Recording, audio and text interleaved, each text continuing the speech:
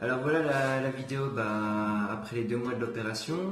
Pour ma part, moi j'avais été opéré le 27 mars 2018, donc là on est début juin, donc ça fait un peu plus de 2 mois et quelques jours après l'opération.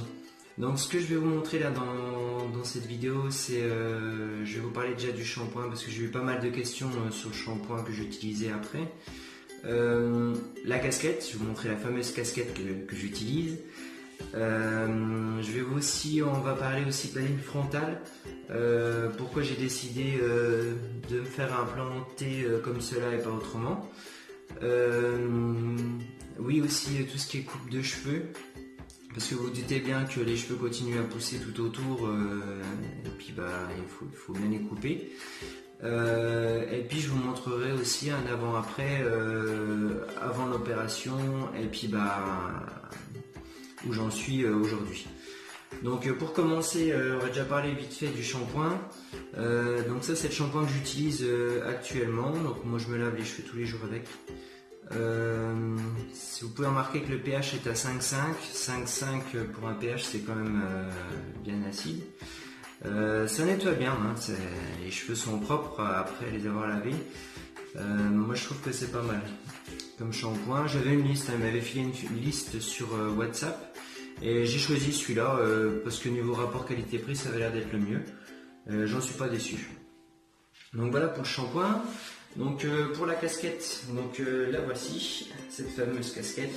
Donc le but du jeu c'est juste d'avoir un devant rigide pour ne pas que ça appuie trop sur les greffons. Moi je l'ai toujours gardé, hein, je pense plus que maintenant il y a besoin vraiment d'avoir cette casquette là. Mais vu le soleil qu'il y a actuellement à l'extérieur, j'ai pas envie d'exposer cette partie là qui est quand même bien dégarnie. Je pense que ça doit être assez douloureux si je me prends un coup de soleil sur le dessus du crâne. Après on va parler de ma ligne frontale. Donc moi, il y en a qui m'ont posé la question pourquoi j'avais choisi de me faire implanter comme ceci. Il y en a qui sont réimplantés, c'est plus circulaire. Moi c'est pas vraiment circulaire.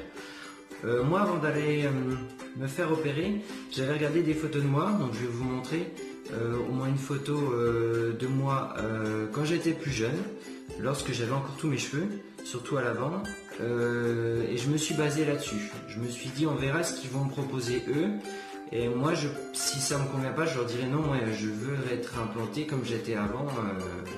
Donc ce qu'ils ont fait, ce qu'ils font à la clinique, c'est qu'ils mesurent la longueur de votre nez, la longueur de votre front, et à partir de là ils déterminent une ligne frontale qu'ils vous font au crayon et vous demandent si ça vous convient. Moi du premier coup il est tombé dans le mille parce que c'est exactement ce que je voulais, c'était ça, j'étais implanté comme ça quand j'étais plus jeune, donc on est parti là-dessus. Donc c'est pas la meilleure des méthodes, mais moi c'est ce que je souhaitais. Alors là au bout de 2 mois, vous doutez bien que les cheveux ils commencent à pousser pas mal. Vous pouvez le voir. Ce qu'on a le droit de faire en fait, c'est qu'au bout d'1 mois, vous pouvez commencer à les tondre à la tondeuse, toute la zone donneuse, mais pas la zone receveuse. Donc moi, pour les couper, je fais faire tout à la tondeuse et le devant au ciseau. On a droit au ciseau. La tondeuse pour le devant, c'est à partir du 3e mois. Donc pour l'instant, on y est que pour moi. Ce que je fais faire aussi, c'est que je fais d'épaissir cette zone-là, parce que c'est vraiment épais et je trouve que c'est assez choquant d'ici de ne pas avoir de cheveux et ici en avoir vraiment une grosse touffe. Donc je fais d'épaissir là, tondre tout le derrière et un coup de ciseau sur le devant pour que tout ça soit à peu près homogène et que ça fasse pas trop bête quoi. Donc là je vais vous montrer des photos que les cliniques demandent généralement pour établir des devis. Moi c'est les photos que j'ai fait avant l'opération, donc pour voir un peu l'évolution par rapport à maintenant aux cheveux qui repoussent.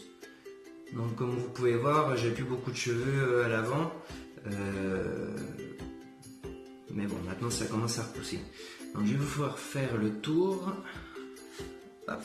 Donc voici les greffons. Donc ça pousse. Ceux qui ont repoussé, moi j'ai l'impression que c'est ceux qui sont jamais vraiment tombés, qui ont continué à pousser. Qu'il a fallu donc recouper au ciseau. Donc ça c'est pour les greffons. Là, la zone donneuse. Ouais, on va essayer de faire tout le tour. Ouais. Là, c'est pas évident de vous montrer. Hein. Voilà. Donc c'est pas mal.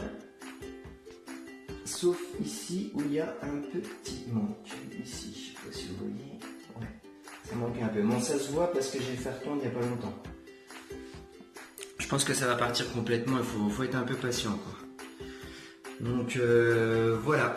Voilà où on en est à 2 mois. Donc ça pousse. Il y a les autres.